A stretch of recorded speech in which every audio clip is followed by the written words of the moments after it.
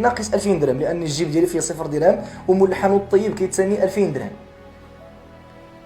جا عندي واحد السيد في الفيسبوك صيفط لي رساله: السلام عليكم سي ياسين، انت كاين في اكادير. كما كتعرفوا انا التخصص ديالي هو قراءه العصر، هذا هو التخصص. فاش خديت الاجازه دخلت المغرب اواخر 2018، خدمت في واحد الشركه سميتها اوركا ديال السانيتير. لمده ما بدا هذا المشروع هذا لو كان تحت ليا 100 احتمال اش غادي نخدم انا، شنو هي الوظيفه ديالي، ما كاينش فيها امل والعسل ابدا. شوف باش تعرفوا الافكار سبحان الله. خدمت في القندريسي، خدمت في السوق، خدمت في الفراشه، بعت البلاغي، خدمت في الكروسه في العيد، شوطنا الريوسه في العيد، جميع.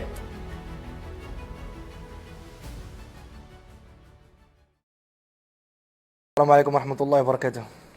تفضل يا محمد. كالعاده جديد البلاكا، المحل ديالنا مقر شركه جنبيو في حي الدرقه بمدينه اكادير.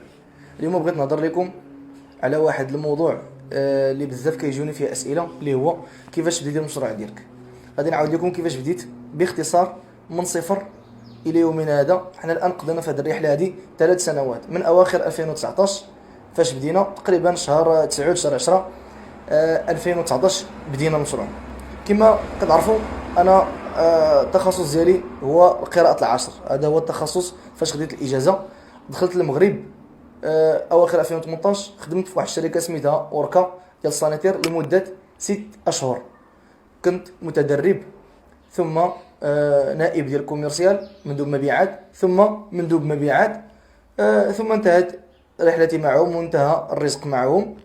عاد بديت هذا المشروع هذا. قبل ما نبدا هذا المشروع هذا لو كان تحت ليا 100 احتمال اش غادي نخدم انا، شنو هي الوظيفه ديالي، ما كاينش فيها امل والعسل ابدا. شوف باش تعرفوا الافكار سبحان الله.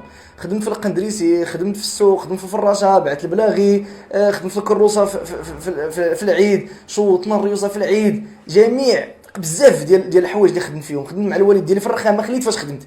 ولكن سبحان الله العظيم نبيع امل ونبيع اركان ونبيع العسل ما كانش كنتخيلوا، ما كنتش كنتصوروا. في واحد الفتره ديال الفراغ، واحد الفتره من بعد ما خرجت من ديك الشركه، بقيت ماشي 0 درهم، بقيت ناقص 2000 درهم لان الجيب ديالي فيه 0 درهم ومول الحانوت الطيب كيتساني 2000 درهم. جا عندي واحد السيد في الفيسبوك صيفط لي رساله: السلام عليكم سي ياسين، انت كاين في اكادير. انا مخالط، ما كنعرف فين كيتباع اركان واملو، هو كاين في لعلو الفنيدق او المضيق. قال لي انا ما مخالطش، خاصني يطرد اركان واملو كذا شي عسل.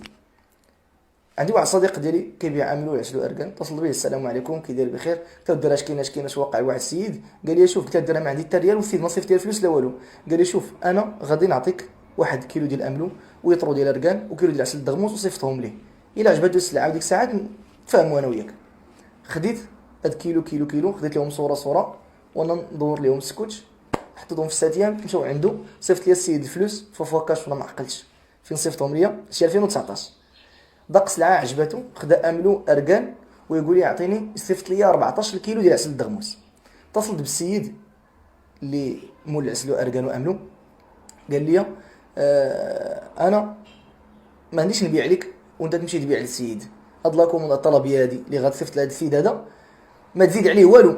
انا كنبيع عسل الدغموس، هو كيبيع عسل الدغموس في المحل ديالو ب 250 درهم، ماشي نبيعو لك ب 250 تبيعو له انت ب 300. قال لي نقص لك انا من ربحي، انا بحال لك انا ب 200 درهم وبيعوا لي هو ب 250، وربحت في كل كيلو 50 درهم، يعني شحال 700 درهم في اول طلبيه. وعجبني الحال وفرحت. ودوك التصاور حطيتهم في الفيسبوك، قلت للناس اللي خاصو شي حاجه في امل وعسل اركان مرحبا رانا نتسخر ليه. وجوني طلبيات كنتسخر الناس، كنمشي عند داك السيد ما عندي ريال، كنبيع، كنشد الفلوس عند الناس، كنعطيه رزقو، كيعطيني هو من فلوسو، كيعطيني انا الربح ديالي. وبشويه بديت نربي راس المال. وليت كنشري عنده 10 ديال الاملو، انا كنشريهم وتنحطهم في المحل وكنتفرج فيهم. جاتني طلبيه كنصيفطها، ما جاتنيش، كيبقاو عندي حتى الغدا. وبشويه ربي صيفط لي شي اصدقاء، المحيط ديالي، اصدقاء ديالي، سي يوسف، سي مبارك، سي رشيد، الاصدقاء اللي معايا في العمل الان محمد وجمال، قبل منهم ايوب كذلك، فريق العمل والاصدقاء ديالي والوالدين ديالي، هادو شركاء ليا في المشروع. علاش؟ لانهم هما كيعطوني الافكار. باقي عاقل على الصديق ديال يوسف اللي اول واحد، شوف انا هو مول املو، ولكن التيكيتا ديال املو اول واحد لصقها هو صديق ديال يوسف، هو اللي لصق لي التيكيتا. وما نساوش كذلك سي ياسين الفاسي الديزاينر اللي قاد لينا اللوغو وقاد لينا التيكيتا. وما نساش كذلك سعيد باكيه اللي خدام في باكيه، اللي كيعاونني في لومبالاج. مشيت عنده في الاول وعاوني في لومبالاج، قال لي شوف هاد الدجاج حسن ليك، ما هاد الدجاج حسن ليك. فاش يلاه في البدايات ديالي انا بلا الله عز وجل والو، ثم بلا الاصدقاء ديالي والو. بغيت نوضح لكم جوج ديال الرسائل في هذا المقطع هذا باش من ماشي مشكل. صوني ما قالنا ماشي مشكل ما قالنا. بغيت نوضح لكم جوج ديال الامور في هذه القصه هذه باختصار. اول حاجه، بزاف الناس كيقولوا بدينا من زيرو، خاص تبدا من زيرو، بدا من زيرو. انا ما نقدرش نقول لك هذا الكلام خاطئ، لكن خاطئ من واحد الوجه. شنو هو هذا الوجه هذا؟ هو وضح لي انت زيرو ديالاش، انت بديتي من زيرو ديالاش؟ حيتاش زيرو من مستحيل ان صفر يعطي واحد، مستحيل. لا شيء يعطي شيء، مستحيل. لكن زيرو في الفلوس نتفق معك، لكن ما عندكش زيرو في العلاقات. صعيب انك تكون زيرو في الفلوس، زيرو في العلاقات، زيرو في الخبره ثم تنجح، صعيب.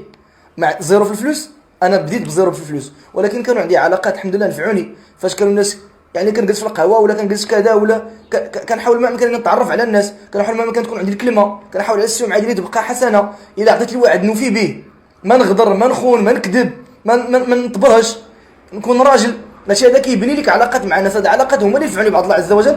داك السيد عطاني السلعه، فاش حطيت امل وحطيت اركان، اتصل بيا صديق ديالي اللي هو زكريا يعيش، قال لي راه حنا كنديروا العسل وحنا كذا 30 عام وهما كيديروا العسل ما شاء الله، ودازت علاقه بيناتهم. قال لي ما تعطينيش الفلوس، بدا معايا في الاول قال لي ما تعطيني تتبيع، وكيحط لي العسل وكنبيع في الاول، كنجيب ليا كيعبر لي هو العسل في الكيلوات، شي ولا كيجيب لي لاطه 50 كيلو وما شاء الله، ولا كيجيب لي الفياجات باش هادشي الحمد لله بعد الله عز وجل. ثم العلاقات. المساله الثانيه هذه زيرو، حدد زيرو ديالاش تبدا. الا كنتي زيرو في الفلوس ما تكونش زيرو في العلاقات، كنتي زيرو في العلاقات ما تكونش زيرو في الفلوس، كنتي زيرو في الفلوس والعلاقات ما تكونش زيرو في الخبره. المهم تكون عندك شي حاجه راس مالك، يا اما خبره يا اما علاقات يا اما الفلوس. المساله الثانيه اللي بنقول لكم هو انك حاول ما امكن تدور بك الرجل في الحياه ديالك. راه مستحيل انك تنجح في الحياه ديالك وانت بوحدك، واحد اليد ما كتصفقش. الله عز وجل يدعمك ولكن راه خاصك من الاراء ديال الناس، خاصك من التشجيع ديال الناس، خاصك من الدعم ديال الناس، خاصك من السند ديال الناس، خاصك من الملاحظات ديال الناس. جميع هادشي يكون معك. الا كنتي انت ضربتي واحد 26 عام في الحياه ديالك ولا 30 عام في الحياه ديالك وعجزتي انك تدور بك واحد المحيط اللي هو ناجح ويقدر ينجحك، راه انت انسان فاشل. خاصك تختار. راه ماشي اي واحد جمعك بيه الحي راه خاصك تعيش معاه، ماشي اي واحد جمعك بيه الخدمه راه خاص يكون قريب لك، ماشي اي واحد جمعك بيه الدراسه راه خاص يكون صاحبك ويكون قريب لك. لا، راه بزاف الناس كنلقاهم في حياتنا، ولكن الانسان الناجح هو اللي كيصفي، هو اللي كيعزل، كيختار كما يختار اطيب الطعام، كيختار الاصدقاء ديالو ويختار اللي يجلس معاه ويختار الناس اللي ينفعوه واللي يستافدوا من ينفعوك في الدين ديالك وينفعوك في العمل ديالك وينفعوك في الحياه. هاد جوج نصائح اللي بغيت نوصل لكم في هذه الرساله هذه، ونتمنى نكون انني فتكم. السلام عليكم ورحمه الله وبركاته.